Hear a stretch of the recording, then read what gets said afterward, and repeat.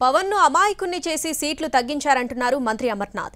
రాష్ట్రంలో అభివృద్ధి సంక్షేమం చూసి ఓటేయమని సీఎం జగన్ కోరుతుంటే పొత్తులను చూసి ఓటేయమని ప్రతిపక్షాలు అడుగుతున్నాయని అన్నారు. ప్రజలు ఇప్పటికే నిర్ణయించుకున్నారని, గతసారి కంటే ఈసారి ఇంకా అధికంగా సీట్లతో వైసీపీ గెలుపు ఖాయమని ధీమా వ్యక్తం చేశారు.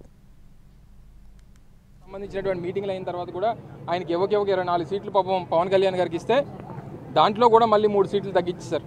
ఎవరికి 3 పార్లమెంట్ సీట్లు ఇస్తే అందులోనే ఆయనట 145లో ఒకటి తగ్గించుకుంటాడట, ఈయన 24లో 3 తగ్గించుకోవాలి. ఏం న్యాయం ఉందండి? ఇప్పటికే నిర్ణయానికి వచ్చారు. సో తప్పకుండా పొత్తుల్లో ఉన్నటువంటి రాజకీయ పార్టీలు ప్రజలకి ఏం చెప్పి ఓడడుగుతాయి? మేము ముగ్గురం కలిసాం కాబట్టి ఓటేయమని చెప్పి అడుగుతాయా?